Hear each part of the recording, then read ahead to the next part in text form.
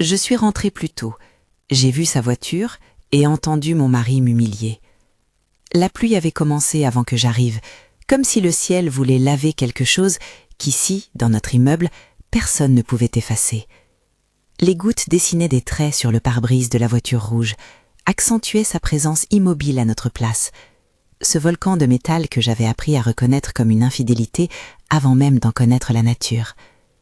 Mes clés ont frotté contre le cuir. Je suis restée un instant dans le hall, le manteau trempé, et j'ai dû me raisonner pour ne pas entrer comme une tornade. Il fallait mieux voir, mieux entendre, comprendre avant d'agir. Je me suis arrêtée devant la porte de l'ascenseur, sentant la base de mon cou chauffer d'une colère sourde. Depuis 10 ans, j'avais appris à traduire les signes, une carte bancaire qui ne fermait plus, des factures oubliées, des petites notes dans son agenda aux initiales indéchiffrables. Mais rien ne prépare à la certitude. Rien ne prépare à savoir que la trahison se joue à 2 mètres de soi, sur le lit que l'on a choisi ensemble. Les bruits venaient de l'appartement, des voix d'abord, puis un rire, et cette familiarité cruelle avec laquelle il prononçait mon nom comme une épée. J'ai glissé la clé, entrouvert la porte sans bruit. L'odeur de parfum, nouvelle, m'a frappée avant que je n'aperçoive quoi que ce soit. Le moindre détail me brûlait les yeux. Un foulard abandonné sur une chaise, une coupe de vin à moitié pleine sur la table de nuit, le pli du drap qui n'était pas le mien. Ils riaient ensemble, ils riaient de moi. Je ne sais pas d'où m'est venue l'idée, ni quelle partie de moi a obéi sans protester. J'ai allumé mon téléphone. 2 minutes qui liraient tout, ou presque. Je ne me suis pas installée pour écouter, je me suis collée à la porte entrebâillée, comme une comète qui ne veut pas laisser de traces. Et puis j'ai enregistré. Pas par bravade, par nécessité. C'était une archive, une preuve brute, l'équivalent moderne d'un témoin qui ne ment pas. Il ne m'a pas vu, il ne m'a pas entendu. Il parlait d'avenir, leur avenir, avec un lyrisme que j'aurais autrefois reconnu comme le mien. Il se moquait de moi avec une douceur venimeuse. Il disait « Elle croit tout gérer, elle croit tout savoir ». Ces mots n'étaient pas seulement une trahison sexuelle, ils étaient une annihilation méthodique de ce que j'avais construit. Il ridiculisait mes choix, mes sacrifices, comme si ma vie n'était rien d'autre qu'un décor pratique pour l'ego de quelqu'un d'autre. J'ai reculé, le sol m'a semblé instable, et je suis sortie sans bruit, sous la pluie, avec le téléphone encore chaud contre ma paume. Je n'ai pas crié, je n'ai pas frappé. La tempête à cet instant était bien ordonnée à l'intérieur de moi. Douleur, colère, calcul. Je retournai à ma voiture, mais pas pour la confrontation. Il fallait du conseil, il fallait du droit, il fallait des preuves que personne ne pourrait balayer d'un geste. Je suis allée voir Michaela le soir même. Michaela ne porte jamais d'émotion ostentatoire. C'est une avocate qui a appris à peser chaque mot comme s'il s'agissait d'une pièce à conviction. Quand je lui ai montré le téléphone, elle l'a tenu comme on tient un objet précieux et dangereux à la fois.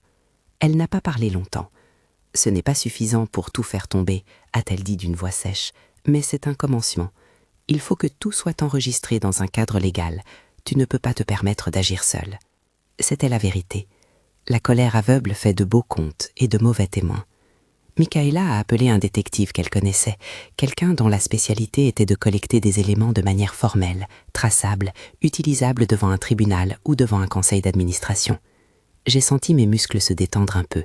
L'idée de passer du chaos à la méthode me calmait. Le détective s'appelait Anders. Il avait l'air d'une personne qui aimait que les choses soient réglées proprement. Chemise repassée, carnet noir, regard qui scannait chaque objet comme s'il repérait déjà la voie d'accès à la vérité. Il n'a pas posé de questions sur ma vie sentimentale. Il a demandé la chose qu'un procès réclame toujours, des faits. Il a pris le téléphone, travaillé sur la chaîne de possession, fait des copies. Tout ce qui avait été instinctif de ma part devait devenir une pièce formelle. Il m'a expliqué la différence entre preuve brute et preuve recevable. J'ai hoché la tête même si son vocabulaire me paraissait froid. J'ai besoin que mes actions soient inattaquables. Pendant que le détective commençait son travail, Michaela a mené d'autres voies.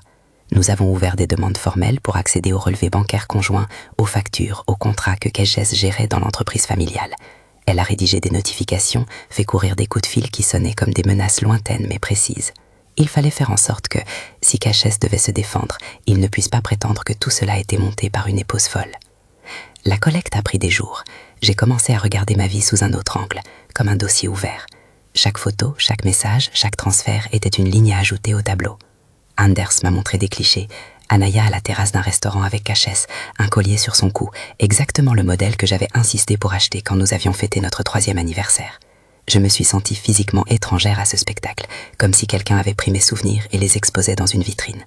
Et pourtant, il y avait quelque chose de plus cruel encore, les dates, des sommes transférées discrètement, des virements qui n'avaient aucune explication dans notre compte commun. On pouvait lire la rage financière aussi clairement que la trahison affective. « Regardez ça », m'a dit Anders en me tendant un relevé imprimé. Les montants ne sont pas énormes individuellement, mais la structure est claire. Paiements réguliers, montants arrondis, récurrence. Il ne faisait pas de sermon, il montrait la logique d'un détournement organisé. Je me rappelle avoir posé le doigt sur les chiffres, comme si en appuyant je pourrais les effacer. Mais ils étaient réels, immuables. J'ai demandé à Anders s'il pouvait prouver la finalité de ces virements, puis avait reçu l'argent, à quelle fin, et il m'a répondu en citant les démarches possibles, en me rappelant quelle procédure légale il fallait lancer pour que la provenance et l'usage soient attestés. Il y avait des discours techniques que je résistais à suivre, mais j'ai compris qu'il n'y avait pas d'autre voie que celle-là. La loi, le droit, l'exposition ordonnée. Pendant ces journées, j'ai observé Cachesh sans le regarder de face. J'ai repris ma place à la table, simulé la douceur, posé des questions factices. La colère n'a jamais été plus froide que lorsque je l'ai dissimulée sous un sourire. Lors d'un déjeuner, je lui ai demandé, comme on peut demander la météo, « Tu as des réunions cette semaine ?» Il a répondu, vaguement. Et j'ai noté la façon dont sa voix se durcissait quand je posais une question sur les comptes. Ces petites scènes sont devenues des tests. Ma stratégie était simple, rassembler, ne pas accuser publiquement avant d'avoir un dossier inattaquable, protéger Tavon et mes parents de l'effondrement brutal. Parce qu'il y avait aussi Tavon. Mon frère s'était marié récemment. Il occupait une place fragile dans toute cette affaire. Il avait adoré Cachesh comme un second frère. Au début, il ne voyait rien. Je ne voulais pas être la cause de sa chute émotionnelle, et pourtant je ne pouvais pas lui mentir. J'ai pris le temps d'expliquer les choses à ma façon, en choisissant les mots les moins tranchants. Il y a des anomalies, on doit vérifier avant d'en parler à tout le monde. Il a eu ce regard du fils qui veut croire à l'imperfection pardonnable. J'ai senti mon cœur se fissurer entre la colère et la peur de le perdre. Mes parents venaient me voir le week-end, apportant de la soupe et des souvenirs. Ma mère pleurait en silence, regardait les photos où tout semblait si heureux, comme si elle cherchait la faille qui aurait pu prédire la catastrophe. Mon père, lui, restait en retrait, les mains jointes sur les genoux, respirant de petites bouffées de colère muette. Il ne comprenait pas tout, mais il comprenait assez pour être du côté de celles qui avaient été humiliées. Leur présence m'a offert un ancrage qui n'était pas légal, mais humain. Quelque chose que ni Anders ni Michaela ne pouvaient fournir. La certitude que je n'étais pas seule. Le collage des preuves a avancé. Les photos d'Anders montraient plus qu'un corps proche d'un autre corps. Elles révélaient la répétition d'un pattern. Anaya apparaissait à plusieurs occasions avec des cadeaux. Un collier, un sac, tous achetés avec des virements dont Anders avait retrouvé la trace. Michaela m'a dit d'une manière presque clinique « On peut prouver l'enrichissement injustifié. On peut faire valoir que des fonds conjoints ont été utilisés pour des achats personnels au profit d'une personne étrangère au foyer. » Et il y avait un moment terrible où j'ai compris que ce n'était plus seulement mon mariage qui était en jeu, mais l'intégrité de tout ce que j'avais bâti. L'entreprise de Cachesh était liée à nos comptes, sa réputation influençait la mienne, et si la vérité explosait, c'est notre réseau social et professionnel qui dégainerait en premier. J'ai pensé aux employés, aux partenaires, aux investisseurs, qui me regardaient peut-être avec cette même naïveté. La trahison dépasse l'intime, elle fait vibrer la toile entière. Je me suis sentie prête à frapper. Mais frapper comment ? La vengeance électrique, les cris, la vindicte publique, tout cela aurait pu soulager l'instant, mais aurait laissé des traces irréparables. Ma version de la justice se devait d'être dépourvue de spectacles gratuits. Ce n'est pas que je n'aimais pas la douleur, c'est que j'exigeais qu'elle serve une fin. Je voulais que tout soit mis au jour avec une rigueur que personne ne pourrait contester. Et puis il y a eu ce dîner, le petit test que je me suis imposé. Un soir, nous avons reçu des amis. J'ai enfilé une robe que je peinais à reconnaître comme la mienne, maquillage discret. Cachesh s'est installée en face de moi, et Anaya, cette présence devenue une tâche familière, a ri comme si la maison était la sienne. Les autres invités ne voyaient rien, ou ne voulaient rien voir. Moi, je voyais tout. J'ai laissé filer les conversations, j'ai semé de petites allusions comme des miettes visibles, un commentaire sur la fidélité, une plaisanterie subtile sur la transparence financière. Rien de frontal, rien de directement accusatoire. Je voulais cueillir une réaction. Je voulais voir à qui il tiendrait vraiment, si le masque tomberait. Cachesh a répliqué par des sourires charmants, des remarques pour détourner la conversation, et la soirée s'est terminée comme si rien ne s'était passé. Mais la graine de doute était semée. Les rumeurs, disait Michaela, ne font pas le travail à elles seules, mais elles préparaient le terrain pour que, quand le dossier explose, les gens ne puissent pas prétendre n'avoir rien entendu. Parallèlement, nous avons commencé à planifier des actions officielles. Michaela a rédigé une lettre à l'entreprise de Cachesh, demandant l'ouverture d'un audit interne et prévenant d'une plainte potentielle si des fonds apparaissaient détournés. Elle savait comment déplacer des leviers qui pourraient atteindre son orgueil. Réputation, responsabilité, risque financier. Elle me regardait parfois avec cette expression qu'ont les avocats quand ils reconnaissent qu'une affaire va secouer un territoire entier. Ce n'était pas de la cruauté, c'était de la stratégie. Il y a eu une nuit où je suis restée éveillée, regardant la ville s'étirer sous la pluie, et j'ai pensé à la banalité de tout cela. Un collier, un transfert, 2 minutes d'enregistrement. Tout semblait presque dérisoire pour détruire une décennie. Et pourtant, la trahison s'installait dans les détails. C'est dans ces détails que j'ai décidé de concentrer ma riposte. Le détective a découvert quelque chose d'autre qui a changé la donne. Des échanges entre cash et un compte professionnel d'annexe qui, selon Anders, servait à blanchir des paiements. Il parlait encore en termes techniques, mais j'ai compris ce qu'il disait malgré moi. On tenait une trame. Adresse de livraison, facture, confirmation de versement. Encore une fois, tout était présenté comme des pièces, rangées, numérotées. Je ne peux pas décrire comment Anders a procédé, mais je peux dire ceci. Chaque élément trouvé rendait plus facile de raconter une histoire complète et implacable. La colère a pris une forme nouvelle. Elle s'est transformée en tri. J'ai commencé à me demander ce que je voulais réellement infliger. Pas de la douleur gratuite, plutôt une démolition méthodique de l'image publique qui protégeait Cash. Je voulais que son monde professionnel commence à s'effriter de la même manière qu'il avait effrité mon monde privé. Je voulais que la vérité ait des conséquences visibles, proportionnelles, et qu'elle serve d'avertissement, non par sadisme, mais par justice. Et il y avait la famille. Un après-midi, j'ai invité Tavon pour un café. Il est venu, les traits tirés, la naïveté toujours collée à sa façon d'écouter. Je lui ai montré une photo, pas la plus compromettante, seulement une image d'Anaya portant le collier en question. J'ai attendu sa réaction. « Ce n'est pas le tien ?» a-t-il demandé, incrédule. « Si », ai-je répondu, « il l'a payé, mais ce n'est pas le pire. » J'ai choisi mes mots. Pas de jugements impulsifs, seulement des faits. J'ai tracé la ligne. Je ne veux pas te blesser, mais tu mérites de savoir. Sa bouche s'est refermée. Il me regardait comme si j'étais devenue une étrangère décidée à le déranger dans la seule chose qu'il croyait immuable. J'ai senti le poids de la responsabilité. Dire la vérité à un frère, ce n'est pas le protéger. Parfois, c'est le sauver d'une chute pire. Des semaines sont filées entre les comptes s'afficher sur des écrans, les rendez-vous serrés dans des bureaux aux volets baissés, les notes griffonnées dans les marges de nos vies. J'ai continué à travailler, à tenir mes réunions, à sourire en affaires, sachant qu'un dossier croissait dans l'ombre et qu'il finirait par déferler. Il y a eu un moment presque comique, si l'humour n'avait pas été coloré par la douleur. Anaya a commenté une de mes publications comme si nous étions amis. J'ai répondu froidement par un cœur poli. Elle ne savait pas que le cœur pèle sous la surface, que la colère se consomme au feu de la discrétion. Peut-être aurait-elle préféré que je l'agresse, peut-être qu'elle avait besoin d'être surprise, humiliée. Mais je ne suis pas une justicière orgueilleuse. Je me suis fait l'avocate de la vérité. Puis vint ce dossier, épais, relié en noir, marqué « Preuve ».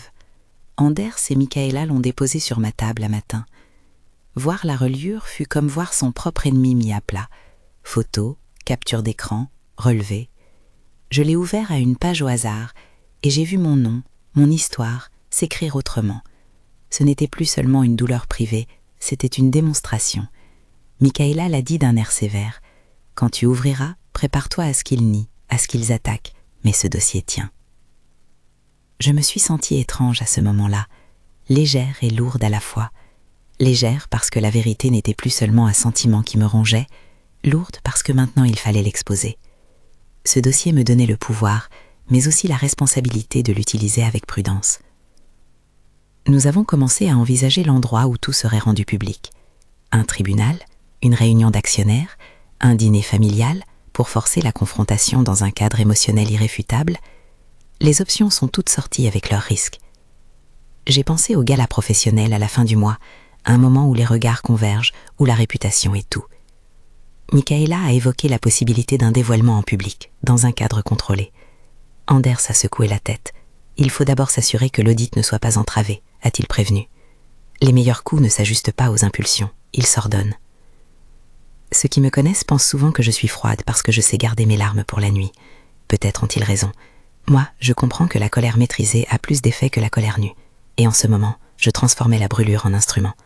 Je savais où frapper, et je connaissais la cible. Il ne s'agissait plus d'humiliation personnelle, il s'agissait de rendre compte. La maison, pendant ces jours, était une scène où je jouais un rôle, l'épouse efficace, le sourire poli, la note d'excuse sur la table quand je partais au travail. Cachès, lui, se mouvait avec l'assurance des hommes qui ignorent enfin de quoi ils sont capables. Il n'avait pas conscience que le sol se préparait à se dérober sous ses pieds. Il riait de moi en privé. En public, il portait le masque qu'il savait affûter. Ma stratégie comprenait aussi la protection des miens. Michaela a insisté pour que certaines mesures soient prises pour sécuriser la part de nos comptes dont je répondais légalement. Elle a demandé des blocages temporaires, des vérifications chez le notaire pour savoir quelle propriété était réellement entravée. L'idée ne m'excitait pas, elle me rassurait. Je n'aime pas le sensationnalisme, mais j'aime la préparation. Il y a eu, ce soir-là, un moment où j'ai cédé au vertige. En ouvrant le dossier, j'ai vu des photos où Cash ne se contentait pas d'être trompeur. Il exhibait une aisance qui me répugnait. Et puis, dans un coin du dossier, j'ai trouvé quelque chose qui m'a glacé plus encore qu'une photo. Une note de transfert sur laquelle figurait le nom d'un fournisseur qui, sur le papier, ne semblait pas réel. Michaela a relevé mon regard. C'est peut-être l'angle par lequel on peut classifier ça comme malversation. Elle n'a pas dit coupable, elle a dit malversation, un mot administratif qui a tout l'air d'un marteau prêt à frapper. Je me suis réveillée plusieurs fois ces nuits-là, l'image de notre salon transformé en salle d'audience. J'ai pensé à la liste des personnes que cette affaire ferait tomber comme des dominos. Certains méritaient d'être ébranlés, d'autres étaient innocents ou simplement aveugles. Je me suis promis d'être précise, de ne pas laisser l'explosion réduire tout en cendres. Et puis, un événement imprévu. Une lettre anonyme adressée à Tavone, glissée sous sa porte, insinuant que la vérité n'était pas ce qu'elle semblait. Il l'a ouverte devant moi, la main tremblante. Sa voix n'a pas tenu quand il a lu. Je me suis rapprochée, regardant les lignes bêtement imprimées, l'écriture d'un autre qui se mêlait à notre histoire. Les rumeurs commençaient peut-être à courir, ou quelqu'un testait la solidité de notre stratégie. Dans tous les cas, cela rappela l'urgence. Il ne suffisait pas d'attendre que le temps fasse son œuvre. Quelqu'un d'autre pourrait brûler ce dossier si nous tardions trop. C'est à ce point, alors que la pluie continuait de battre la ville comme une horloge rythmée, que Michaela a prononcé la phrase qui allait décider du prochain mouvement. Nous pouvons aller public, mais il faut que l'audit soit lancé la semaine prochaine. Elle a marqué une pause, regardé Anders, et a ajouté « Tu veux vraiment qu'on fasse ça devant tout le monde, Sarah ?» J'ai regardé le dossier noir, mes doigts traçant sans le vouloir le bord des pages. Je pensais à la voiture rouge, à ces 2 minutes d'enregistrement, au rire qui m'avait humilié. Je pensais à Tavone, à mes parents, à tous ceux que cette affaire pouvait toucher. Et pour la première fois depuis la découverte, la colère s'est mue en décision. Ce ne serait pas un cri, ce serait une procédure. Ce ne serait pas une vengeance publique impulsive, mais une exposition froide et méthodique. On déclenche l'audit, et je dis, on prépare l'assemblée, on ne laisse rien au haveur. Anders a hoché la tête. Michaela a noté une liste de contacts, d'adresses, de témoins potentiels. La maison a senti une fois de plus l'odeur du café fort et de la détermination. Je me suis couchée cette nuit-là avec le cœur battant la mesure d'un tambour lointain. J'avais choisi ma bataille. Le jour d'après, j'ai reçu un appel. C'était le chef du département financier de l'entreprise de Cachès. Sa voix était mesurée, presque respectueuse, mais dans sa courtoisie, je percevais l'inquiétude d'un homme qui sait s'il faut déployer des parapluies quand un orage s'annonce. Nous avons reçu une communication officielle, a-t-il dit. Nous ouvrirons un audit. La première pierre était posée. Mais je savais que le plus dur n'était pas d'ouvrir une procédure. Le plus dur serait de tenir devant l'épreuve publique, de regarder en face les regards surpris, les alliés qui se retirent, les tribunaux de l'opinion qui se réveillent. Tout cela commençait à se mettre en marche. Nous avions déclenché une mécanique qui n'appartenait plus à personne, et qui, une fois lancée, pourrait tout broyer sur son passage.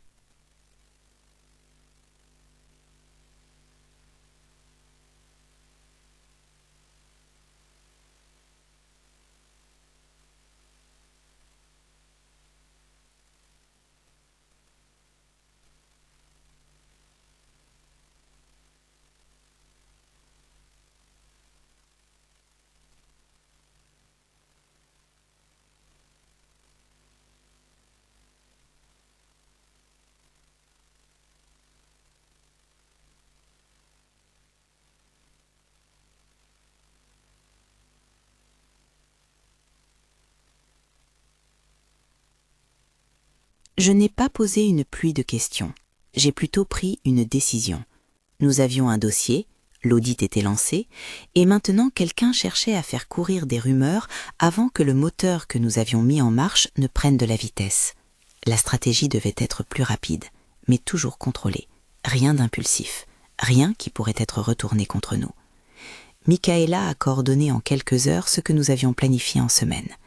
Elle a envoyé des notifications aux personnes clés du conseil, a demandé des réservations pour une réunion confidentielle et a préparé les témoins.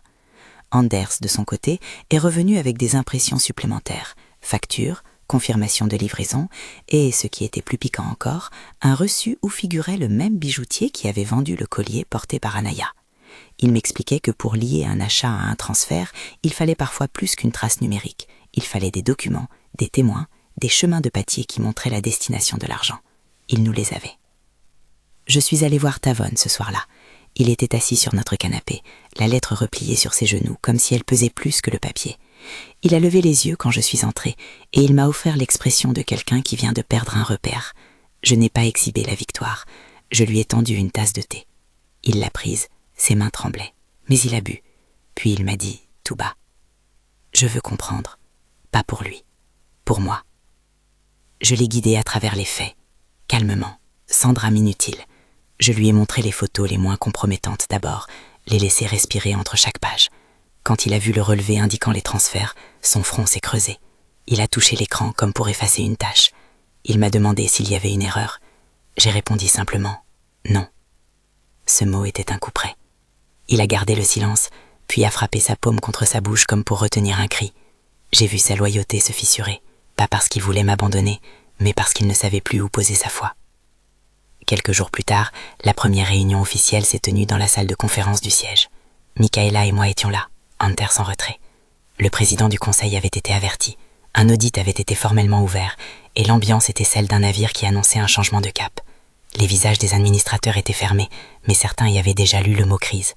Cash est arrivé comme si de rien n'était, cravate impeccable, sourire calculé. Il ne savait pas encore que son monde allait être sculpté. Je n'étais pas venue pour un duel de regards, je tenais le dossier noir sous le bras. Michaela a demandé la parole, a exposé succinctement les motifs de l'ouverture de l'audit, a présenté Anders comme un consultant. Elle n'a pas nommé d'accusation publique. Elle a parlé de suspicion d'irrégularité et d'enrichissement injustifié. Les mots sonnaient précis, étouffés par le formel. Cachès a répliqué avec la même assurance cynique qu'il utilisait à la maison lorsqu'il feignait l'indifférence. Mais sous son masque, je voyais qu'il parcourait les personnes présentes, cherchant des soutiens. Et il n'en trouva pas assez pour couvrir sa chute. L'enquête interne s'est déroulée comme un lent engrenage. Les employés parleraient, les documents parleraient, et nous avions fait en sorte que leur voix soit audible. Les premiers résultats sont arrivés au bout de quelques semaines. Transfert coïncidant avec des achats personnels pour Anaya, factures payées à partir de comptes où les signatures bancaires se confondaient. Le département financier a bloqué certains flux et a demandé des éclaircissements. Le conseil a ordonné une suspension administrative de Cachès en attendant les conclusions de l'audit approfondi. L'effet fut immédiat. Il a perdu sa place, sa visibilité, et la première fissure publique est apparue. Je me souviens du jour où le journal économique local a titré une ligne mesurée sur l'enquête. Suspension en attente de l'audit. Les commentaires sur les réseaux sociaux ont commencé, d'abord timides, puis de plus en plus virulents. Je ne cherchais pas la vindicte publique, mais je savais qu'une réputation a la densité d'un cristal. Une fois ébréchée, elle se brise. Michaela avait pressenti cela et avait utilisé le silence du conseil comme levier. Laisser le temps faire son travail, mais sans permettre à Cachès de contrôler la narration médiatique. Il s'était brûlé en essayant. La première grande scène publique fut plus prosaïque qu'un procès, un gala professionnel, un événement où l'élite locale se retrouvait pour célébrer et réseauter. Michaela m'avait conseillé d'y aller, pas pour l'exhibition, m'avait-elle dit, mais pour que tu sois présente dans l'espace où il devra répondre. J'ai accepté. Ce soir-là, j'ai enfilé une robe qui n'était ni ostentatoire ni anonyme, un vêtement qui disait « Je ne suis pas vulnérable, je suis visible ». Mes parents et Tavon sont venus. Nous avons pris des places stratégiques. Cachès est apparue en retard, visiblement tendue. Anaya aussi, lumineuse comme si elle n'avait aucun poids à porter. Elle était entourée d'un petit cercle de personnes qui l'applaudissaient d'un air complice. Le murmure s'est intensifié autour du buffet. J'ai peut-être souri à un ou deux interlocuteurs comme on sourit pour masquer. Mais ce que j'avais préparé n'avait rien de spectaculaire. C'était une rumeur contrôlée, un cadeau laissé tomber dans l'oreille des bonnes personnes. Des invités ont commencé à commenter, à poser des questions discrètes, à échanger des regards. Les mots « audit » et « suspension » ont trouvé leur chemin à travers des conversations chuchotées. Ce n'était pas moi qui chantais la plainte, c'était le fait. Et en fait, quand il voyage, se nourrit des non-dits. La vraie confrontation officielle eut lieu plus tard, dans un lieu plus intime, un lounge VIP que nous avions réservé sous prétexte d'un dîner avec des investisseurs. J'ai demandé fermement à Michaela d'inviter Tavon et deux membres de notre famille proche. Nous ne voulions pas d'éclat, mais d'une vérité partagée devant des témoins. Cachès a accepté l'invitation, pensant peut-être qu'il s'agissait d'un apaisement. Il n'y avait dans ma voix ni effraction ni indulgence lorsque je l'ai invité, seulement la froideur d'une mise au point. Ce soir-là, la lumière était tamisée, le bruit feutré. Je me souviens du cliquetis des verres, du parfum discret du bois ciré.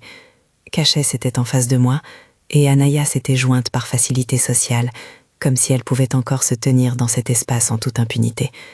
J'ai attendu que le serveur s'éloigne avant d'ouvrir la conversation. J'ai agi comme si nous parlions de choses banales, un détour par le travail, une question remise comme un instrument. Puis je l'ai regardé et j'ai posé la question qui n'était pas une question. Qui a payé ce collier ? Sa mâchoire a eu un tic. Il a tenté une esquive, puis a balbutié une réponse qui ne convainquait personne. C'est Tavon qui, d'une voix qui tremblait mais qui portait, a pris la photo que je lui ai tendue. Il l'a regardée comme on regarde une découverte scientifique qui brise un mythe. Il s'est levé, lentement, et a demandé des explications. Les mots se sont croisés, puis la conversation est montée d'un cran. Cachès a nié, a accusé la bureaucratie, a parlé de malentendus comptables. Anaya a baissé les yeux, son voile de confiance semblait soudain trop fin. Les personnes autour se sont rapprochées, curieuses, et ce qui était intime a pris une couleur publique. Michaela a alors joué son rôle avec maîtrise. Elle a sorti une copie de dossier, a fait défiler les pages devant plusieurs témoins présents, a exposé la chronologie des transferts et les preuves matérielles. Ce n'était pas un spectacle vengeur, c'était un exposé factuel. Les visages autour de la table ont pâli. L'un des investisseurs s'est levé, incapable de rester. L'effet fut ce que j'avais voulu.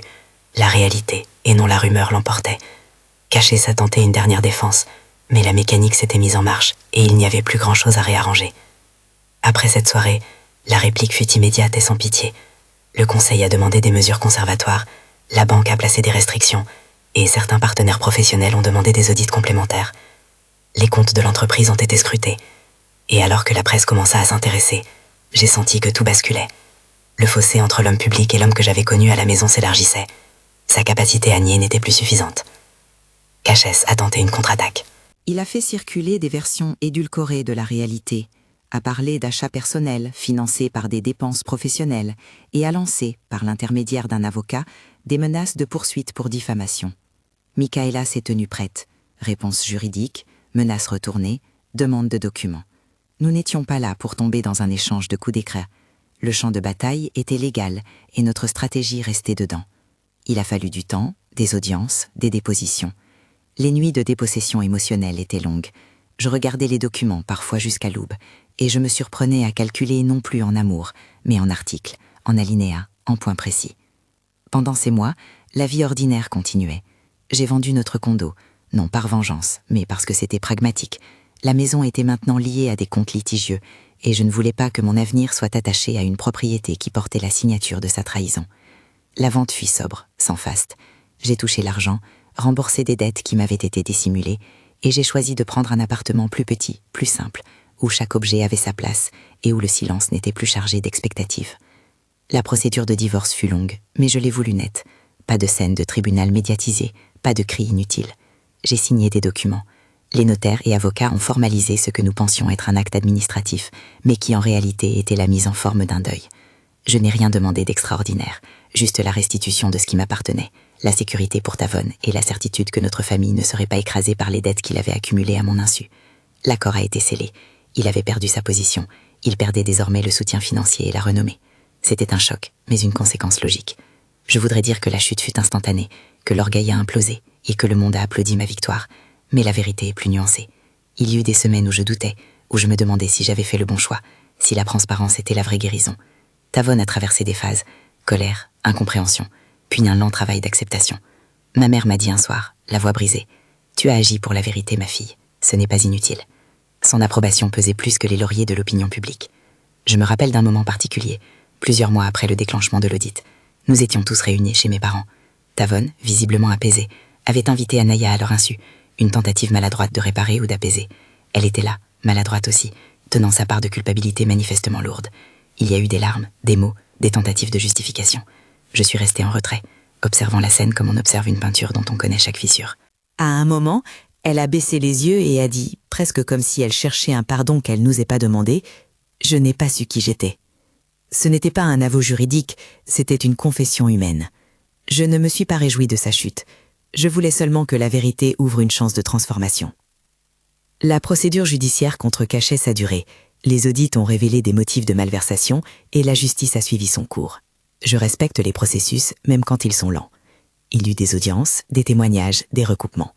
Des partenaires professionnels ont témoigné, des documents ont été authentifiés. Loin des plateaux télé, dans des salles feutrées, la discussion portait sur des faits et non sur des rancœurs. Quand des conclusions du tribunal sont tombées, elles n'étaient pas l'exaltation d'une revanche, mais la reconnaissance que des fautes avaient été commises et qu'elles avaient des conséquences. Les conséquences furent lourdes pour lui. Perte de poste, réputation écornée, obligation de restitution partielle des sommes détournées et des accords financiers qui l'ont laissé plus vulnérable qu'avant. Pour moi, la victoire fut ambivalente. Elle venait après une érosion. J'avais payé le prix de mes illusions. Mais j'avais récupéré ma dignité, mon autonomie et la capacité de redessiner ma vie.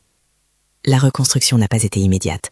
Les premiers mois, je réapprenais à respirer sans attendre l'approbation d'un autre. J'ai consacré du temps à mon travail, à des projets que j'avais remis à plus tard, pour tenir un foyer où, paradoxalement, je n'étais plus maîtresse. J'ai accepté une mission qui m'a pris à l'étranger quelques semaines. J'avais besoin de revoir le monde à distance. Lors de ces voyages, j'apprenais à me tenir seule dans des hôtels, à décider sans consulter une personne qui ne me regardait plus avec la même loyauté. Chaque décision retrouvée était une pierre posée sur l'édifice de ce que je voulais devenir. Tavon a été un allié. Nous avons réparé notre relation, patiemment, par des conversations sans accusation, mais pleines d'honnêteté. Il a compris, à travers la douleur, les faux pas de son jugement. Il a travaillé aussi sur lui, a engagé une thérapie, a demandé pardon pour sa naïveté. Il m'a dit un jour, en me serrant la main fort, « Tu ne m'as pas seulement sauvé de lui, tu m'as sauvé de mon aveuglement. » Ces mots comptent plus que les titres ou l'argent. Ma famille a retrouvé un rythme. Mes parents ont recommencé à venir le week-end, apportant la soupe et des petits gestes qui réparent. Nous avons fêté des anniversaires sans ombre glissante. J'ai acheté une maison plus petite, mais lumineuse, un endroit où mes livres avaient une ligne droite et mes plantes n'étaient pas une métaphore compliquée.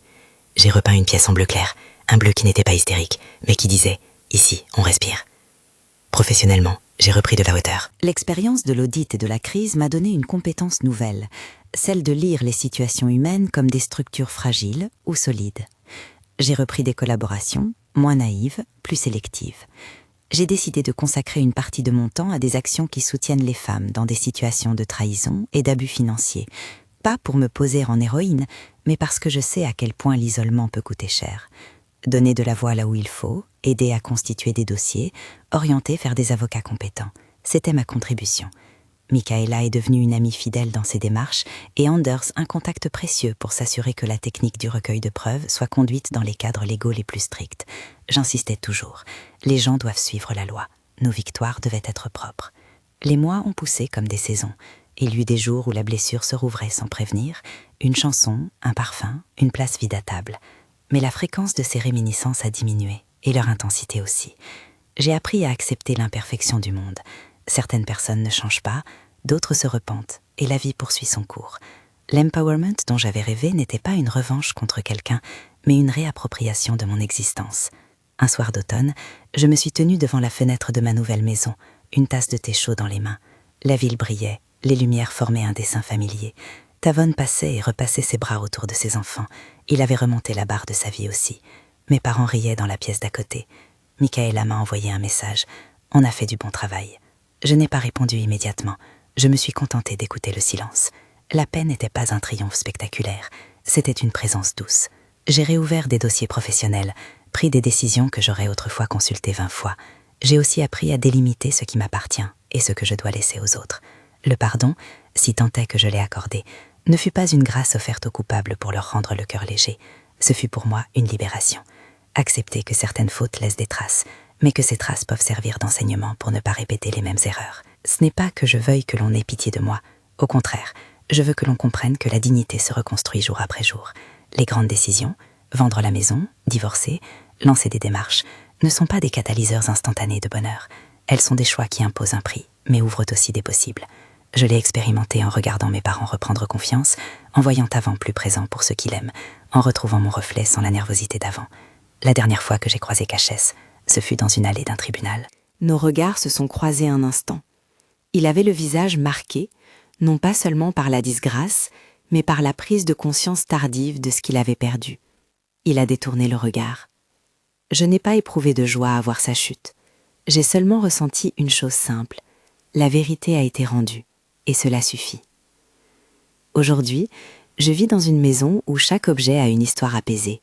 Je fais des choses qui m'appartiennent, un projet professionnel que j'aime, des voyages que je choisis, des dîners avec des amis qui savent ce que signifie l'honnêteté. J'ai appris à me défendre, non pas avec des cris, mais avec des documents et des décisions. J'ai appris que la justice, quand elle est accompagnée de patience et d'expertise, peut réparer, pas tout, mais suffisamment pour que la vie reprenne sens. Si vous avez été touché par cette histoire, abonnez-vous pour entendre d'autres récits de femmes qui ont dû, comme moi, transformer la douleur en force. Je ne veux pas finir sur un ton triomphaliste. La vie n'offre pas de revanche parfaite, seulement des reprises simples. Je n'ai pas gagné au sens d'un trophée. J'ai retrouvé mon cadre. J'ai sécurisé mon avenir, protégé ce qui compte pour moi et fait en sorte que la trahison ne devienne pas un exemple sans suite. Ma décision de ne pas céder au spectacle a été ce qui a permis une justice mesurée. J'ai choisi la méthode et la loi plutôt que le spectacle, et c'est cette voie qui m'a permis de reconstruire. La voiture rouge qui m'avait annoncé la trahison n'existe plus pour moi que comme un souvenir du point de départ. Elle restera une image qui me rappelle la nécessité d'écouter, d'agir avec précision et de choisir la vérité plutôt que la fureur.